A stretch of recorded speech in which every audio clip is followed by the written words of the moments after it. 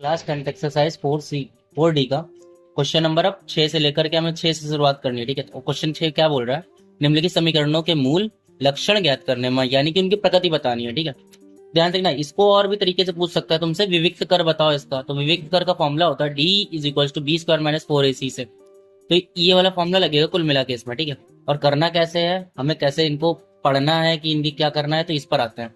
इधर आ जाओ, पहले हम ये सीख लेते हैं कैसे मूल निकालेंगे, कैसे मूल।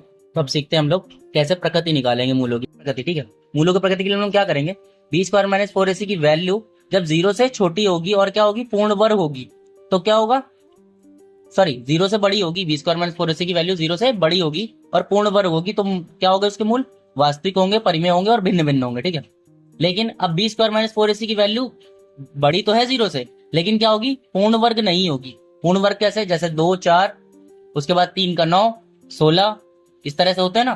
तो अगर उनमें वैल्यू आई तो वहां तुम्हारा क्या होगा, मूल वास्तविक, परिमेय और भिन्न भिन्न होंगे। लेकिन वैल्यू 0 से बड़ी ये भी है, लेकिन यहाँ क्या पूर्ण वर्ग नहीं होंगे, जैसे कुछ भी आ गया, 1 आ गया, 3 आ गया, 5 आ गया, ऐसे करके कुछ आ गया, तो वास्तविक, परिमेय और भिन्न भिन्न होंगी। ठीक है, वहां पर क्या थी, परिमेय थी, यहाँ अपरिमेय हो गई, अंतर इतना सा है। ठीक है, अब बी स्क्वायर माइनस 4AC की वैल्यू सब 0 के बराबर आ जाएगी, तो मूल क्या होंगे, वास्तविक और समान होंगे। बी स्क्वायर माइनस 4AC की वैल्यू मान लो 0 से छोटी आ गई, तब क्या होगा, वास्तविक नहीं होंगे और ये क्या होंगे, काल्पनिक होंगे। सोचो ना, 0 से वैल्यू अगर छोटी आई तो काल्पनिक ही होंगे।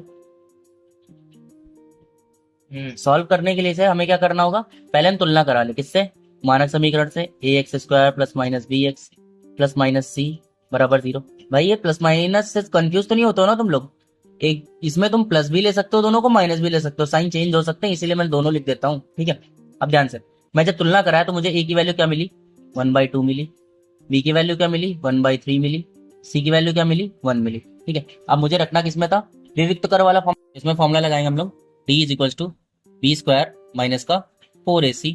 ठीक है, b की जगह पर कितना है मेरे पास, 1/3 है, और इसका होल ऑफ स्क्वायर, माइनस का 4 इंटू ए की जगह पर 1/2 है, सी की जगह पर 1 है। ठीक है, ध्यान से देखना, इस 2 से इसको काट दे, 2 टाइम्स आएगा, और 1/3 का अगर स्क्वायर करते हो तुम लोग कितना आना चाहिए, 1/9, 1 का स्क्वायर 1, 3 का स्क्वायर 9। ठीक है, माइनस का 2 इंटू 1 किया तो 2 आया।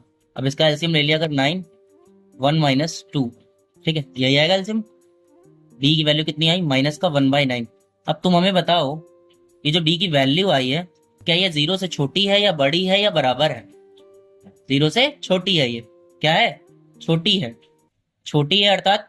अब अगर हम इधर आ जाएं, छोटी वाली की मैंने शर्त क्या पढ़ी थी, बी स्क्वायर माइनस 4AC अगर छोटा होगा 0 से तो मूल कैसे होंगे,